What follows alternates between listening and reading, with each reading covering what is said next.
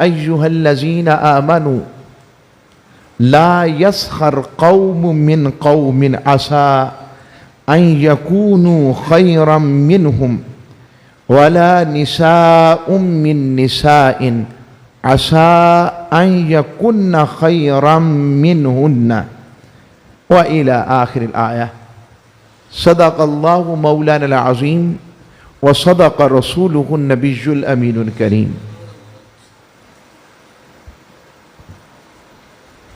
اللہ رب العزت کا کروڑہا مرتبہ احسان عظیم اور اس کے حبیب مکرم صلی اللہ علیہ وآلہ وسلم کی بارگاہ والا شان کی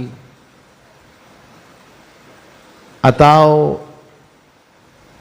توسل سے ہم جمعۃ المبارک کی ان مبارک ساعتوں میں جمع ہیں، اور مضامین کے اعتبار سے ہم نے ایک سیریز شروع کی ہے، اور اس سیریز کا عنوان الروض الباسم من خلق النبی الخاتم، اخلاق نبی کا گلستان یا اخلاق نبی صلی اللہ خلق نبی صلی اللہ علیہ وآلہ وسلم کا کھلتا ہوا باغ. اور آج اس کی ایک قاعدہ اس عنوان سے تیسری یا چوتھی نشست بنتی ہے. آج کا جو عنوان ہے وہ تاجدار کائنات صلی اللہ علیہ وسلم کے مجالس کے اوصاف، حضور لوگوں کے ساتھ کیسے بیٹھتے تھے، مجالس میں اوصاف کیسے تھے آقا علیہ السلام کے. تو میں نے 2 جگہ سے قرآن کی آیت تلاوت کرنے کا شرف حاصل کیا. اللہ رب العزت نے ارشاد فرمایا فَبِمَا رَحْمَةٍ مِّنَ اللَّهِ لِنْتَ لَهُمْ، اے حبیب والا صفات، پس اللہ کی کیسی رحمت ہے، آپ اپنے غلاموں کے لیے، ان کے لیے نرم طبع ہیں، اور آپ تند خو اور سخت دل ہوتے تو لوگ آپ کے گرد سے چھٹ کر بھاگ جاتے. یعنی یہ جو غلاموں کا آپ کے ارد گرد تانتا بندہ رہتا ہے، اس کی ایک وجہ کہ ہم نے آپ کو نرم دل رکھا ہے. آپ رحمت فرمانے والے، معاف فرمانے والے ہیں، عطا فرمانے والے ہیں، لجپالی فرمانے والے ہیں. اگر یہ نہ ہوتا، اور پھر آگے فرمایا فَاعْفُ عَنْهُمْ، حبیب انہیں معاف فرماتے رہیے، درگزر فرمایا کریں. وَاسْتَغْفِرْ لَهُمْ، اور ان کے لیے میری بارگاہ سے بخشش مانگا کریں. یہ جو جملہ ہے نا، رب یہ بھی کہہ سکتا تھا کہ وہ مجھ سے بخشش مانگے، یا اپنے غلاموں سے کہہ دیں کہ وہ مجھ سے بخشش مانگے، مگر اللہ نے کہا نہیں، وَاسْتَغْفِرْ لَهُمْ، حبیب آپ اپنے غلاموں کے لیے بخشش طلب فرمائیں. وَشَاوِرْهُمْ فِي الْأَمْرِ، اور ان سے جب کوئی معاملہ کریں تو اس میں مشاورت لیا کریں جس سے ان کی حوصلہ مندی ہو. یہ قرآن مجید فرقان حمید نے جو اوصاف بیان فرمائے، حضور کا نرم دل ہونا، رحمت والا ہونا، پھر کہیں قرآن یوں تعارف کرواتا ہے. اب وہ ذرا ذہن میں لائیں سورہ توبہ کی جو آخری آیات ہیں، لَقَدْ جَاءَكُمْ رسول من انفسکم. ہم نے آپ کو یاد ہوگا خلق عظیم کے باب میں پڑھا تھا، میں نے اس پر گفتگو کی تھی کہ قرآن سارے کا سارا صفات خدا کا آئینہ دار ہے، اللہ کی صفتوں کا اظہار ہے. اور جب رب نے فرمایا نا وَإِنَّكَ لَعَلَىٰ خُلُقٍ عَظِيمٍ، اور حضرت عائشہ صدیقہ نے فرمایا کہ حضور کا خلق ہی قرآن ہے، تو جتنے خلق کے پیرائے بیان ہوئے ہیں، اگر پڑھنے ہوں تو قرآن پڑھ لو، اور اگر تکنے ہو تو ذات مصطفیٰ کو تک لو۔ اس لیے اب وہ پیرائے بیان ہو رہے ہیں اور ساتھ آقا کی سیرت کو ہم ساتھ ساتھ لیتے چلے جائیں گے۔ اللہ نے فرمایا نا سورہ توبہ میں، فرمایا لَقَدْ جَاءَكُمْ رَسُولٌ مِّنْ أَنفُسِكُمْ عَزِيزٌ عَلَيْهِ مَا عَنِتُّمْ حَرِيصٌ عَلَيْكُمْ بِالْمُؤْمِنِينَ رَءُوفٌ رَحِيمٌ۔ فرمایا لَقَدْ جَاءَكُمْ، یقیناً تمہارے پاس آ گیا، رسول من انفسکم، تمہیں میں سے ایک باعظمت رسول، عزیز علیہ ما عنتم، ان پر غلبہ رہتا ہے کہ کہیں تم مشقت میں نہ پڑ جاؤ، تم مشکل میں نہ پڑ جاؤ۔ اور اس کا ایک معنی مفہوم یہ ہے، امتی مشکل بعد میں آتا ہے، امتی مشکل میں بعد میں آتا ہے، تاجدار کائنات کی ذات پہلے مضطرب ہو جاتی ہے۔ اسی لیے تو ساری ساری رات روتے تھے، پیدا ہوئے تو اس وقت بھی اللہ سے کہنے لگے۔ حضرت آمنہ فرماتی ہیں میرے بیٹے کے زبان پہ جملے تھے، مولا میری امت کی خیر فرمانا، رب نے بنایا ہی ایسا ہے۔ امتی بعد میں مشکل میں، حضور پہلے مضطرب ہوتے۔ اور حریص علیکم بالمؤمنین رؤوف الرحیم، شدید ترین آرزو مند، شدید ترین طلب رکھتے ہیں، بالمؤمنین مومنوں کے لیے، رؤوف الرحیم ان کے لیے رؤوف اور رحیم بھی ہیں، نرمی والے بھی ہیں، رحمت فرمانے والے بھی ہیں۔ اور میں اس کی شرح ہمیشہ یوں کرتا ہوں، جو مجھے نصیب ہوئی، کہ رب ایسے جیسے اپنے حبیب کا تعارف نہیں کروا رہا، اور تمہیں پتا ہے میں نے اپنا رسول جو تمہیں دیا ہے وہ اپنی امت سے کتنا پیار کرتا ہے، یہ تعارف ہے، حبیب ہے۔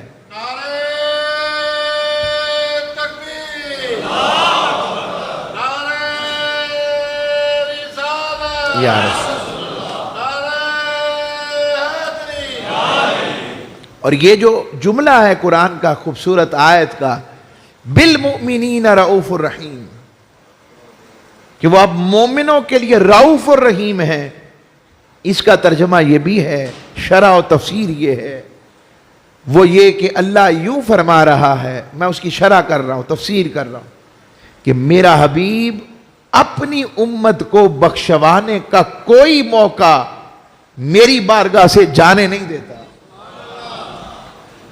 یہ سارا اس لیے ہے کہ حبیب لنت لہم، آپ ان کے لیے بڑے نرم خو ہیں، آپ ان کے لیے بڑے لینینٹ ہیں، آپ ان کے لیے بڑے ہی رحم دل ہیں، اور بخشش و کرم کی دعائیں۔ اور یہ جملہ بڑا پیارا لگتا ہے، کسی درویش نے کہا کہ ایسا کوئی جملہ ملے کہ ہم حضور سے ہمارا تعلق پختہ ہو جائے۔ فرمایا بیٹا ہم پیدا بھی نہیں ہوئے تھے، حضور ہمارے لیے رو رو کر دعائیں مانگتے رہے، ہم بھی اس قابل کہ ہمارے لیے رو کر دعا مانگتے۔ یہ آقا علیہ الصلوۃ والسلام کی لجپالی اور کرم ہے۔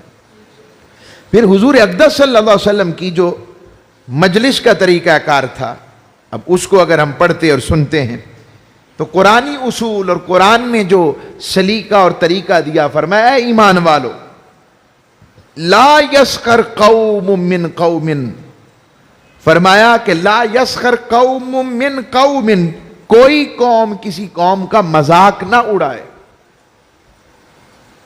کوئی شخص کسی شخص کا، کوئی قوم کسی قوم کا، قومیت کی بنیاد پر بھی، برادری کی بنیاد پر بھی، اور شخصیت کی بنیاد پر بھی، انفرادی طبقے سے لے کر اجتماعی طبقے تک، یہ اجازت نہیں ہے کہ تم کسی کا مذاق اڑاؤ۔ کیوں؟ فرمایا عسیٰ ان یکونوا خیرا منہم، ہو سکتا ہے جس کا مذاق اڑایا جا رہا ہے وہ اللہ کی بارگاہ میں جو مذاق اڑا رہا ہے وہ کمتر ہو، اور جس کا مذاق اڑایا جا رہا ہے وہ رب کے ہاں اس سے بہتر ہو۔ اور صرف اچھا یہ بات پھر خواتین میں بھی زیادہ پائی جاتی ہے، خواتین میں بھی پائی جاتی ہے۔ یہ دیکھو ایک ہی طرح کے سوٹ پہن لیتے ہیں، یہ ایسے ہے، یہ ویسے ہے، یہ کیسے ہے، میری بات سمجھ آ رہی ہے نا؟ تو رب نے اسپیشلی یہاں مردوں کا ذکر کیا ہے، یہاں پر خواتین کا بھی کیا ہے، اور نہ ہی خواتین ایک دوسرے کا مذاق اڑایا کریں، دونوں کا تذکرہ ہے۔ اب دیرانی اور جٹھانی مل گئے ہیں تو وہ کسی کے خلاف اب کمپین شروع ہو گئی، ساس بہو، بہو ساس، وہ سارا چکر، ماں بیٹی وہ سسرال کے خلاف، تو ایک سسٹم شروع ہو گیا۔ اسلام نے منع فرمایا، اسی طرح مردوں کو بھی ہے، مذاق اڑانے کی اجازت نہیں ہے۔ آج آئیں اس آئینے میں حضور کی مجلس میں چلتے ہیں، اور یہ بتاؤں ہم اس وقت بھی اللہ اور اس کے رسول کی مجلس میں ہیں۔ یہ بات میں ایسے نہیں کہہ رہا، یہ کتاب قرآن کس کا کلام ہے؟ اللہ کا، اور اللہ والے اور حضور کی بارگاہ سے پتہ لگا جو جس کی کتاب پڑھتا ہے اس کی مجلس میں ہوتا ہے۔ اور دوسرا، جب آقا علیہ السلام کا ذکر دل نشین شروع ہو گیا اور آقا کی بات شروع ہو گئی تو ہم اللہ اور اس کے رسول کی مجلس میں آ گئے۔ روایت فرمانے والے امام حسن بھی ہیں، پھر امام حسین علیہ السلام، یہ دونوں ہیں۔ وہ فرماتے ہیں کہ امام حسین فرماتے ہیں میں نے حضرت مولا علی المرتضیٰ سے پوچھا کہ، اور میں اپنے والد کے ساتھ حضور صلی اللہ علیہ وسلم کے گھر سے باہر تشریف لا رہے تھے۔ چلے میں پہلے ایک حصہ بیان کرتا ہوں، دو روایتیں ہیں۔ میں نے آقا علیہ الصلوۃ والسلام کی مجلس کے بارے میں، امام حسین کہتے ہیں میں نے اپنے ابو جی مولا علی سے پوچھا، سند بہت پیاری ہے، یہ روایت کرنے والے امام حسن و حسین ہیں، بیان کرنے والے مولا علی المرتضیٰ ہیں۔ وہ فرماتے ہیں کہ حضور کی مجلس علم، حلم، حیا، ایمانت داری اور صبر کا مرقع ہوتی تھی۔ پھر دوبارہ بولتا ہوں، وہ فرماتے ہیں آقا علیہ الصلوۃ والسلام کی مجلس علم، یعنی جس میں علم نافع، علم خیر، علم تربیت، علم تزکیہ، وہ ساری چیزیں، اور حلم، حلیمی، طبیعت کی نرمی، تیسرا امانت داری، یعنی مجلس میں بھی امانت داری کے ساتھ بیٹھنا، اور چوتھا صبر کا مرقع ہوتی تھی۔ کوئی بات خلاف طبع بھی ہوتی تو حضور بڑے صبر و تحمل اور خندہ پیشانی سے اس بات کو سنتے اور اس کو جواب عطا فرماتے۔ اور ہماری مجلسیں کیسی ہوتی ہیں وہ دیکھیں، جس میں غیبت ہے، جس میں چغلی ہے، جس میں بد زبانی ہے، جس کے اندر بے حیائی اور فحش قسم کی گفتگو ہے، جس میں گالی ہے، جس میں مذاق و ٹھٹھا ہے، ایک دوسرے کو کمتر کرنا۔ ہم یہاں گھر والے، ہمارے مائیں بہنیں بیٹیاں گھر ہوتی ہیں اور ہم یہاں ان کا مذاق بڑھا رہے ہوتے ہیں۔ میں غلط کہہ رہا ہوں؟ اور اس کا نام دوستی رکھا ہوا۔ میں حضور کی مجلس، آقا علیہ السلام کی مجلس میں لا رہا ہوں آپ کو، جن کے نام پر ہماری بخشش ہے، تو اگر ان کے راہ پر نہیں ہوں گے تو رب کی رحمت کیسے ملے گی؟ تو فرمایا آپ کی نشست و برخاست، یعنی جب محفل شروع ہوتی حضور کی مجلس تب بھی ذکر الہی سے شروع ہوتی، حضور محفل برخاست کرتے تب بھی ذکر الہی سے کرتے تھے۔ چلے یوں کر لیتے ہیں، شروع بھی خیر کی بات سے ہوتی، اس میں بھی اللہ کی ذکر، اور آخر بھی اس پر ہوتا جس پہ دعائے خیر کی جاتی کہ اس نشست کو اللہ خیر والا رکھے۔ کفار مجلس کی دعا ہے باقاعدہ، حاضرین مجلس میں سے ہر ایک کی طرف یکساں توجہ فرماتے۔ یہ جملہ بہت پیارا ہے، اس جملے کو بیان تو 1500 سال پہلے کیا گیا ہے، مگر مدینے جانے والوں یہ آج بھی جملہ اسی طرح ہے۔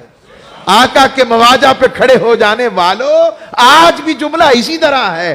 اس لیے عاشق کہتے ہیں کہ اجازت لے کر مدینے میں داخل ہوا کرو، اجازت لے کر مسجد نبوی سے نکلا کرو۔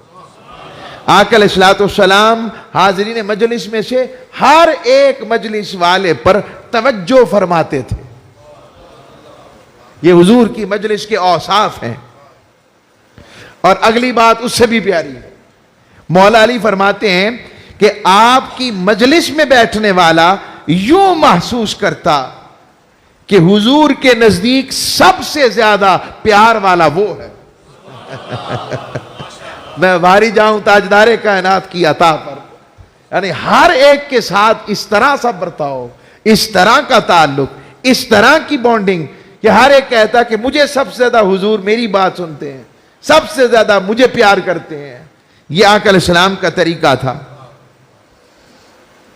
اب حضور علیہ السلام کو کوئی شخص اگر آپ کو لے کر بیٹھ جاتا کسی بات کے لیے یا آپ کو کھڑا رکھتا تو حضور اس وقت تک اس سے ساتھ رہتے جب تک وہ اپنی مرضی سے رخصت لے کے چلا نہ جاتا۔ یار میں نے اور بھی بڑے کام نہیں، تو کی میرے آرے لگا رہنا۔ کہہ سکتے حضور سے زیادہ بھی کسی کو کام ہو سکتے۔ میرے شاہ جی رحمۃ اللہ علیہ ایک جملہ کہتے، سیرت رسول پڑھ کے دیکھو، ایسے لگتا ہے کہ حضور نے ایک دفعہ بھی ایسے سانس بھی سکون و آرام سے تسلی سے لیا ہوگا۔ لگتا ہے کہ اتنے سکون سے سانس بھی، بتانے کے لیے کتنی آزمائش اور کتنی جد و جہد۔ اچھا، اب آقا علیہ السلام کی مجلس میں ایسا نہیں تھا۔ اب حضور کی اگلی میں باتیں بتا رہا ہوں، حضور کی مجلس کیسی تھی۔ حضور علیہ السلام کی مجلس میں آوازیں بلند نہ کی جاتی تھی۔ آوازیں بلند کرنا سمجھتے ہیں؟ اونچی فضول باتیں جس سے وہ فلاں کو آوازیں بلند، لڑائی جھگڑے والی۔ اور اگلا جملہ بڑا پیارا ہے، کسی کی عزت پر کوئی داغ نہیں لگایا جاتا۔ اور ہم کیا ہیں؟ فرمایا اس سے بھی اگلی بات حضور کی بارگاہ سے، اور کسی کی کمزوریوں کو اچھالا نہیں جاتا تھا۔ ہائے ہائے ہائے ہائے، کسی کے اندر کمی کمزوری بھی ہے تو اس کو تختہ مشق نہیں بنایا جاتا تھا۔ دیکھا ہے وہ کیا کرتا ہے، دیکھا اسے آپ نے، اور فلانا دیکھا ہے، فلاں دیکھا ہے۔ حضور کی مجلس میں ایسا نہیں تھا، کسی کی عیب جوئی کی اجازت نہیں تھی، کسی کی کمزوریوں کو اچھالا نہیں جاتا تھا۔ یہ میں آقا علیہ الصلوۃ والسلام کی بارگاہ کی مجالس کے آداب بتا رہا ہوں آپ کو۔ ہماری امت، ہماری قوم اور ہم لوگ بتائیں، میں آپ سے پوچھتا ہوں، ہم سیرت کے ان پہلوؤں کے قریب ہیں یا دور ہیں؟ سچ بتائیے گا۔ اس کی ضرورت آج ایسے مضامین کی ہے کہ نہیں ہے؟ اور ہمیں پتہ لگے اگر اس کا 50% کیا، میں کہتا ہوں 20-30% بھی ہم اپنے اوپر امپلیمنٹ شروع کر دیں، ہمارے گھر جنت بن جائیں، ہماری دوستیاں محبت والی ہو جائیں، وہ پھر پرانا دور لوٹ آئے جس میں ہر کسی کا دکھ ہوتا تو سب دکھی ہو جاتے، ایک کے گھر خوشی ہوتی تو سب خوش ہو جاتے، ہر ایک اس کو اپنا سمجھتا، اس کے دکھ میں بھی شریک ہوتے، اس کے سکھ میں بھی شریک ہوتے، اسے اکیلا نہیں چھوڑتے تھے۔ پھر حضور علیہ الصلوۃ والسلام کی ذات انور، آقا علیہ السلام کے برتاؤ میں ظاہری طریقہ کیسا تھا؟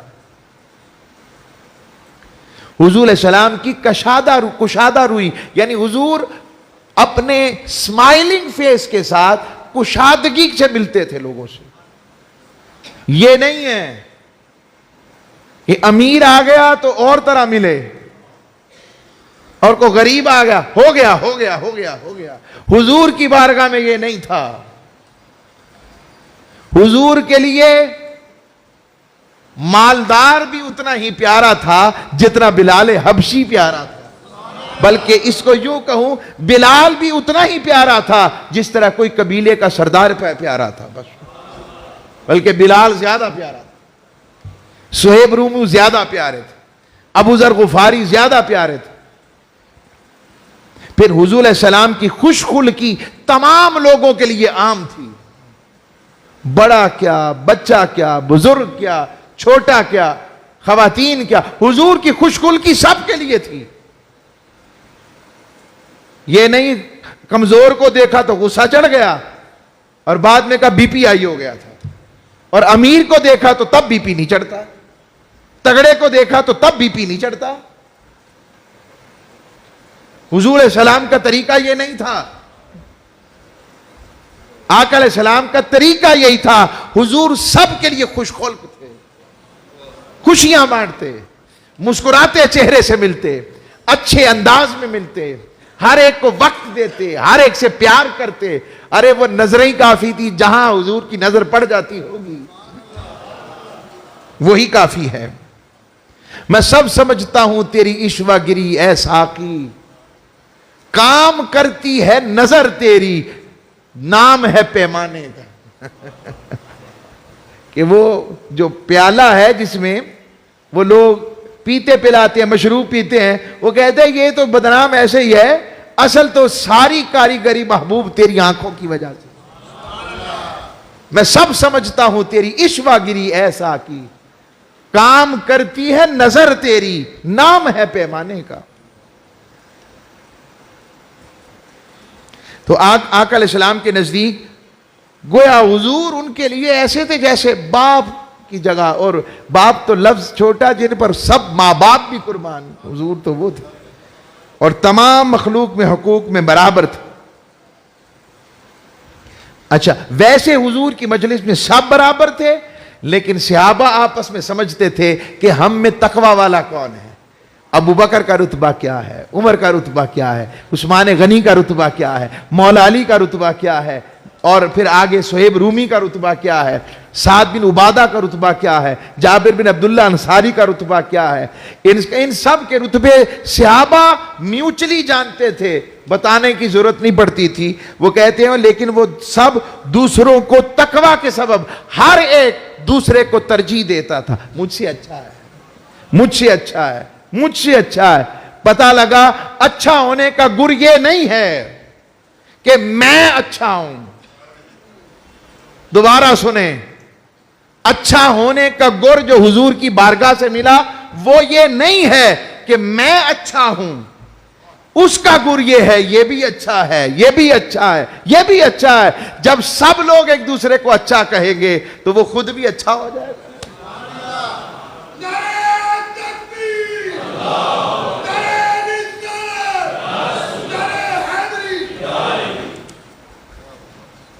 ان کے ہاں کسی کے پیشوں کے اعتبار سے درجہ بندی نہیں تھی. یہی تو آقا علیہ السلام کا پیغام تھا. اس اعتبار سے درجہ بندی نہیں تھی. آقا علیہ السلام کی مجلس میں بڑے لوگوں کی عزت کی جاتی اور چھوٹوں پر مہربانی کی جاتی اور حاجت مند کی مدد کی جاتی اور مسافروں کے حقوق کا خیال رکھا جاتا. یہ آقا علیہ السلام کا طریقہ. 4 باتیں بتائیں. ایک، بڑوں کی عزت. اور حضور اقدس صلی اللہ علیہ وسلم نے فرمایا جو جس کی داڑھی میں سفید بال ہیں اس سے فرشتے بھی حیا کرتے ہیں. حضور نے فرمایا جو کسی بزرگ کا حیا اور احترام کرتا ہے، اور ایک حدیث میں آتا ہے حضور نے فرمایا ایسے جیسے اس نے میری تعظیم کی. اور یہ بھی روایت میں فرمایا جس نے سفید داڑھی والے کا حیا کیا، احترام کیا، یہ بھی ہے ایسے جیسے اس نے اللہ کی تعظیم اور اس کی توقیر کی ہے.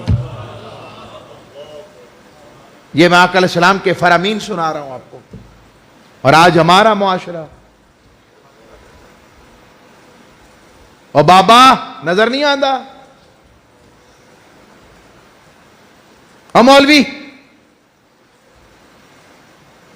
یہ انداز ہے ہمارا.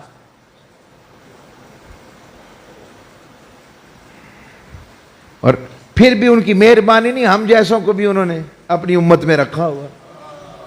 اسی ایک پر پکڑ ہو جائے کہ تمہیں پتہ نہیں کہ بڑے سے بولتے کیسے ہیں.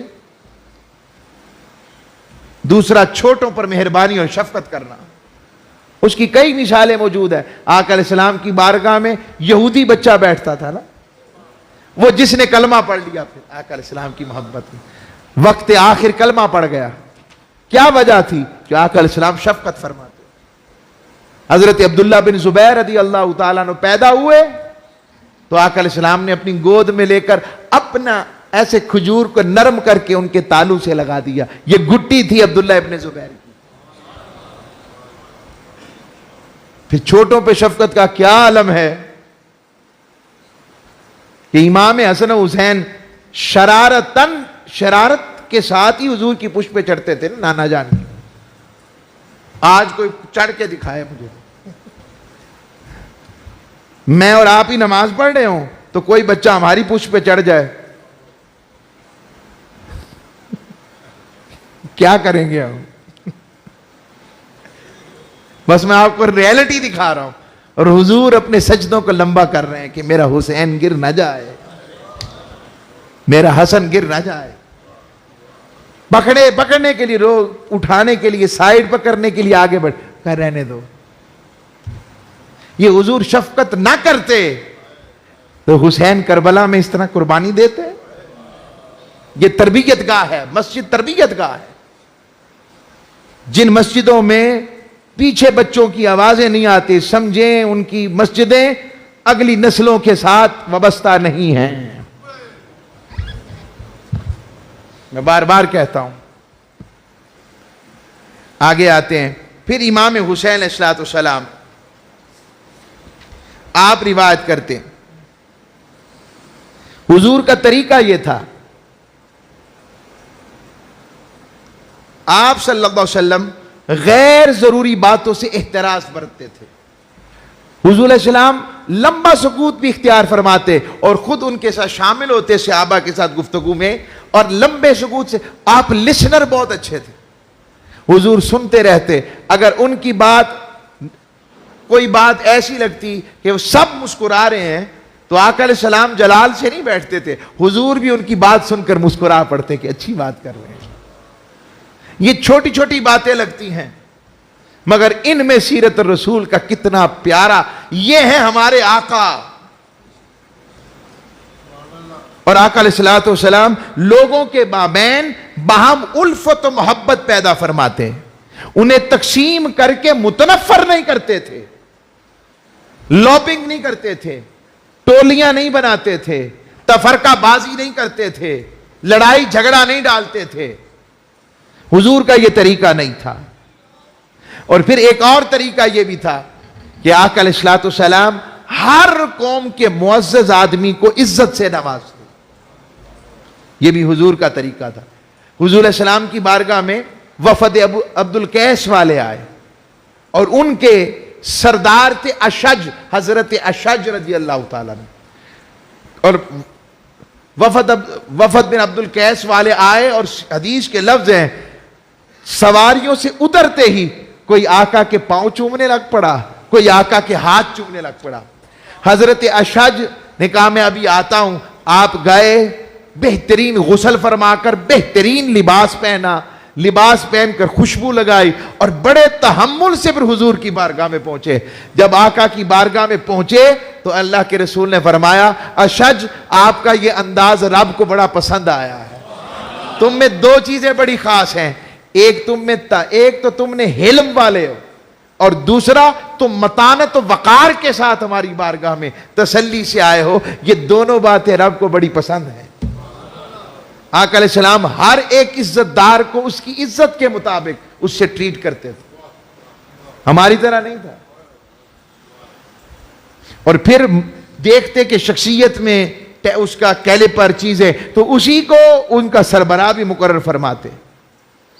آقا صلی اللہ علیہ وسلم لوگوں کو دوسروں کو تکلیف نہ دینے کی صرف تلقین نہ کرتے تھے بلکہ آپ خود بھی اس میں محتاط رہتے. وہ کسی سے اپنی خندہ روئی اور خوش خلقی میں کمی نہیں آنے دیتے تھے. اب اس کی بہترین مثال دیکھنی ہے تو بدر کے میدان میں جب صفیں سیدھی ہو چکی تو ایک صحابی نے ہاتھ کھڑا کر دیا, یا رسول اللہ میں آپ سے قصاص چاہتا ہوں, بدلہ لینا چاہتا ہوں. حضور علیہ الصلوۃ والسلام کے صحابہ نے کہا تم کیا کہہ رہے ہو؟ اس نے کہا میرا اور حضور کا معاملہ ہے. یا رسول اللہ آپ صفیں سیدھی کروا رہے تھے تو آپ نے بڑی زور سے آپ کے ہاتھ میں جو نیزہ تھا آپ نے اس سے مجھے سیدھا کیا, یہ تیر میں آؤ پھر بدلے کا حساب لے لو. آپ سوچ سکتے ہیں کہ حکمران وقت ایسا کر سکتا ہے؟ حضور نے کہا لے لو بدلہ. یا رسول اللہ جب آپ نے مجھے کیا تھا تو میرے جسم پر کپڑا نہیں تھا. یہ ان کا عشق تھا, یہ ان کی وفا تھی, یہ ان کی ادائیں تھیں. اللہ ہر اچھی بات کی تحسین فرما کر اسے بری بات کی قباحت بیان کر کے اسے روک دیتے, یعنی کہتے یہ نہیں کرنا, یہ نہیں کرنا. اور پھر ہر معاملے میں میانہ روی اختیار فرماتے, اختلاف نہیں فرماتے تھے. اور آقا علیہ الصلوۃ والسلام لوگوں کی تربیت و اصلاح کا کوئی موقع جانے نہیں دیتے تھے. حضور ہمیشہ تربیت بھی فرماتے اور اصلاح بھی فرماتے, مگر اس تربیت و اصلاح میں نفرت کا پہلو نہیں تھا بلکہ محبت اور رواداری اور خندہ پیشانی کا انداز پایا جاتا تھا. یہ آقا علیہ الصلوۃ والسلام کا طریقہ تھا. سبحان اللہ. پھر حضور علیہ السلام کا طریقہ ایک اور بھی تھا. حضور اپنا منہ اور ناک سے عمومی طور پر کوئی چیز جلدی نہیں نکالتے تھے, یعنی اس کو سنبھال کے رکھتے, فوراً سب کے سامنے نہیں. حالانکہ حضور کے لعاب دہن کو صحابہ نیچے نہیں گرنے دیتے تھے. اور اس کے اوپر میں ایک دو واقعات سنا کر آپ سے آج آقا علیہ السلام کی جو گفتگو کا انداز اور حضور کی تبسم ریزی اور آقا علیہ الصلوۃ والسلام فرحاں اور شاداں کیسے ہوتے تھے. ہر خوشی کے موقع پر حضور سجدہ شکر بجا لاتے تھے. حضور ہمیشہ لوگوں سے مسکراتے چہرے کے ساتھ ملتے تھے. اب آپ کو کچھ مزاح کہ آقا علیہ الصلوۃ والسلام, مذاق اسلام میں جائز نہیں مگر مزاح کی اجازت ہے. حضرت ابو ہریرہ بیان کرتے ہیں کہ اللہ کے رسول صلی اللہ علیہ وسلم ایک دن گفتگو فرما رہے تھے, اور یہ بخاری کی حدیث ہے. آپ کے پاس اس وقت ایک عربی صحابی بیٹھے ہوئے تھے,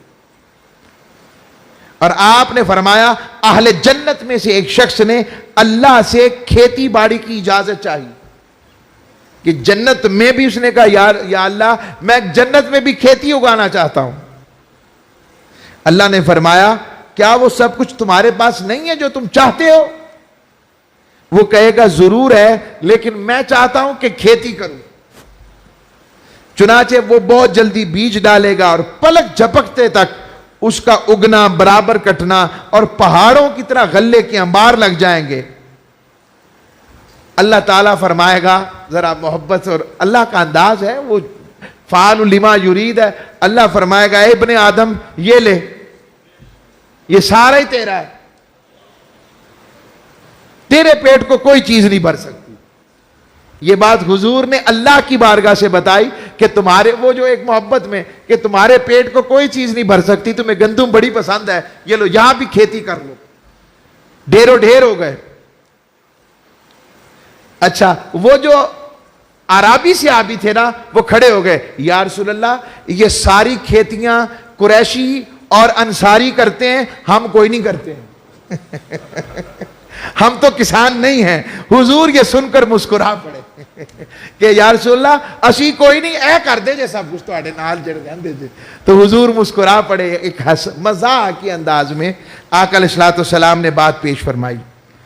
اور حدیث کے لفظ ہیں, حضرت عبداللہ ابن مسعود فرماتے ہیں کہ حضور نے فرمایا میں خوب جانتا ہوں کہ اہل جہنم میں کون سب سے آخر میں وہاں سے نکلے گا, اور اہل جنت میں کون شخص سب سے پہلے داخل ہوگا. آقا علیہ الصلوۃ والسلام آخری جنتی کو بھی جانتے ہیں اور آخری جہنمی کو بھی جانتے ہیں. ابھی پوچھنا باقی ہے کہ حضور کیا نہیں جانتے. اللہ کی عطا سے, اللہ کی عطا سے اول سے لے کر آخر تک سب کچھ جانتے ہیں, رب نے عطا کیا ہے. تو ایک شخص جہنم سے گھٹنوں کے بل گھسڑتے ہوئے نکلے گا, اللہ فرمائے گا جاؤ جنت میں داخل ہو جاؤ, جاؤ جنت میں. وہ عرض کرے گا میرے اللہ جنت تو ساری بھری ہوئی ہے. اللہ پھر فرمائے گا جاؤ جنت میں داخل ہو جاؤ. یا اللہ مجھے لگتا ہے ساری جنت ہی بھری ہوئی ہے, میرے واسطے جگہ ہی کوئی نہیں. پھر واپس لوٹے گا, اللہ فرمائے گا جاؤ جنت میں داخل ہو جاؤ, تمہیں جنت پہ دنیا اور اس سے 10 گنا مزید عطا کرتا ہوں. یعنی دنیا میں زمین کے برابر 10 گنا عطا کرتا ہوں. یا اللہ تعالیٰ فرمائے گا تمہیں دنیا کی مثل 10 گنا دیتا ہوں. وہ شخص کہے گا اے اللہ تو میرے ساتھ مذاق کرتا, تو تو بادشاہ کل ہے. اور جب حضور علیہ الصلوۃ والسلام یہ بات بتا رہے تھے کہ وہ حیران کھڑا ہوگا کہ دنیا سے بھی 10 گنا بڑا مجھے ملے گا, بڑی چیزیں انعام ملیں گی. حضور جب یہ بات بتا رہے تھے تو آقا علیہ السلام کے چہرے پر ایک مسکراہٹ تھی, حضور مسکرا رہے تھے. آخری میں نے ایک حدیث سنبھال کے رکھی ہوئی, چن چن کے آپ کے لیے لاتا ہوں یہ چیزیں, چن چن کے.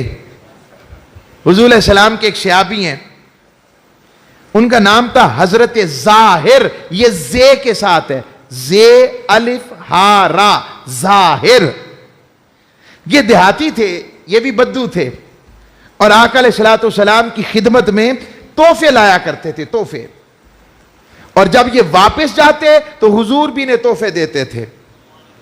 ایک دن حضور نے فرمایا, شیخ سننے والا جملہ ہے, آقا علیہ الصلوۃ والسلام نے فرمایا ظاہر ہمارا دیہاتی دوست ہے اور ہم اس کے شہری دوست ہیں. آقا علیہ السلام نے یہ بات ارشاد فرمائی, اور حضور کو اس سے محبت تھی. وہ دیہاتی صحابی بظاہر بہت حسین تھے, یہ حدیث کے لفظ ہیں وہ کہہ سکتے ہیں, مگر وہی تو حسین تھے جنہوں نے مصطفیٰ کو تکا ہے. ایک دن وہ اپنا سامان بیچ رہے تھے اور حضور ان کے پاس پہنچ گئے. بس اس پہ ختم کر رہا ہوں.